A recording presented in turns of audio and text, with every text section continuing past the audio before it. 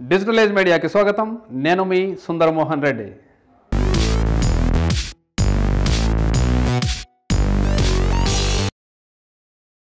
మీటూ ఇటీవల కాలంలో ప్రపంచవ్యాప్తంగా ఊపందుకున్న ఉద్యమం మీటూ.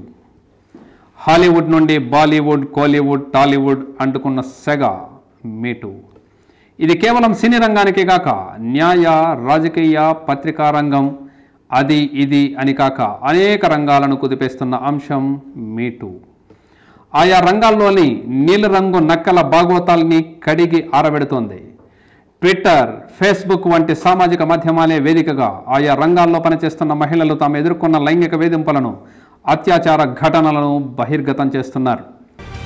మొదట తరానా బర్క్ అనే పౌర హక్కుల నేత, తరువాత అలిస్సా మెలనో అనే హాలీవుడ్ నటి సోషల్ మీడియాలో ప్రకటించారు.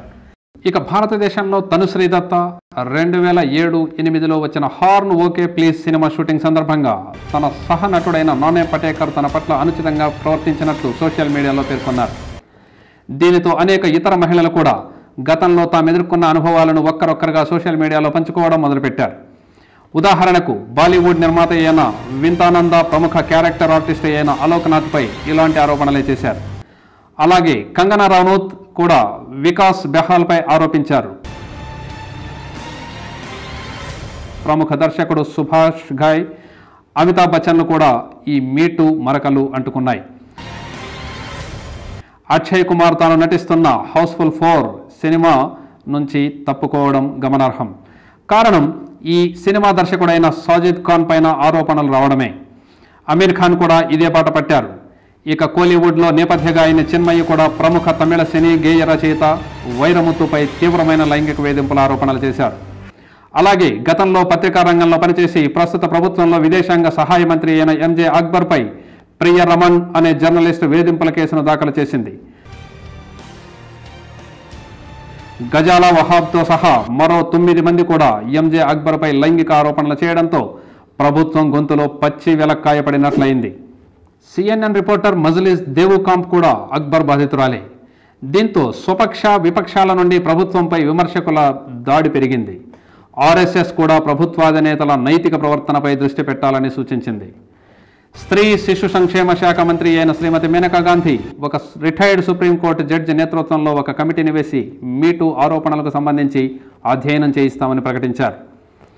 ఈ పరిణామాలన్నీ వెరసి ఎంజే అక్బర్ను పదవీచ్యుతుని చేయాల్సిన పరిస్థితికి ఏర్పడింది. దీంతో అక్బర్ రాజీనామా సమర్పించారు.